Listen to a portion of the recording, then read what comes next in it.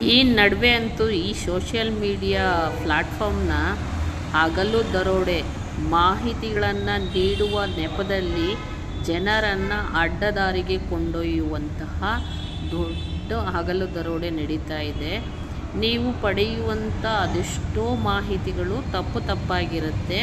ಅದರಿಂದ ಸಮಸ್ಯೆಗೆ ನೀವೇ ಸಿಕ್ಕಾಕೊಳ್ತೀರ.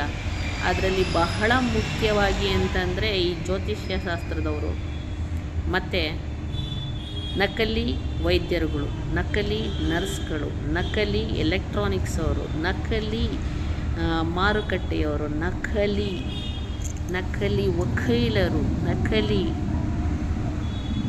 ನಕಲಿ ಹೇಳ್ತಾ ಇದ್ದೀನಲ್ಲ, ಎಲ್ಲ ಇಲಾಖೆಯಲ್ಲಿ ನಕಲಿ ಇರೋರು ಅದರ ಬಗ್ಗೆ ಏನೂ ಗೊತ್ತಿಲ್ಲದೆ ನಿಮ್ಮನ್ನು ತಪ್ಪು ಮಾಹಿತಿ ಕೊಟ್ಟು ಅಡ್ಡದಾರಿಗೆ ಕರೆದೋಗ್ತಾರೆ.